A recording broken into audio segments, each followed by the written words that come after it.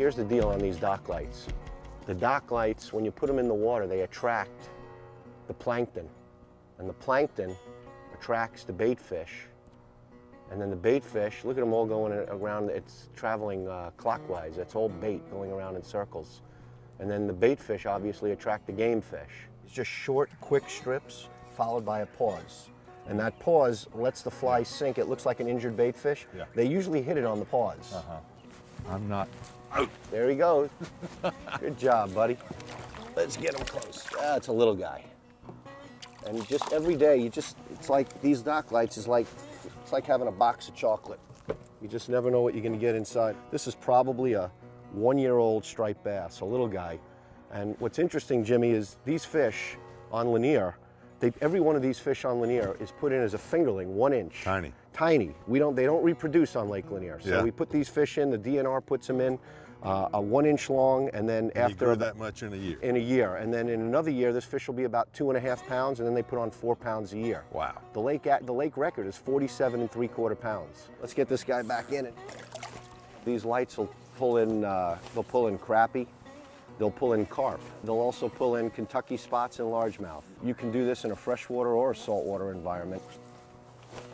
And I'm surprised more people don't do it on the lakes across the United States, because this will work from California to New York. You can put a dock light on and create an ecosystem. Oh, look at this. There you go. For a little fish, they're good fighters, aren't they? They really are.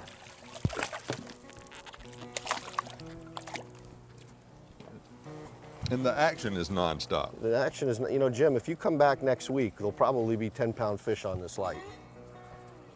Okay. Let's take that out. What we're using here, the fly that we're using, they're eating little threadfin shad.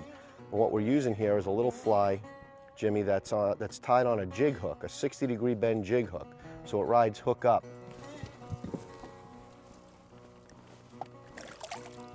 All right, Jimmy, you notice that we're not seeing the fish in the dock light anymore over here? You've probably hooked 5, 6 fish already over here. Yeah. So what happens is eventually they get hip to it.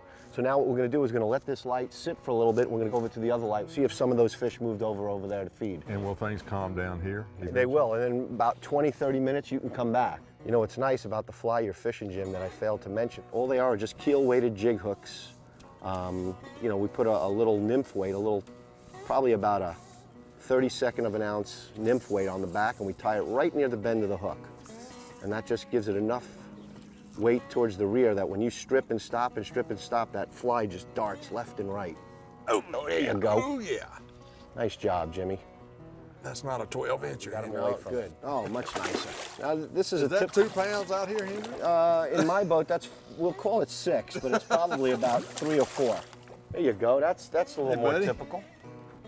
Oh, a nice little striped bass on Lake Lanier. Those things pull like crazy, don't they? They are just beautiful, perfect stripes. All muscle. No broken stripes. No, these are not hybrids. Yeah. These are stripers. There are some lakes that have hybrids with the broken lines. Have broken lines. That's right, and they're actually a mix between a striped bass and a white bass. Yeah. But this is a pure striper strain.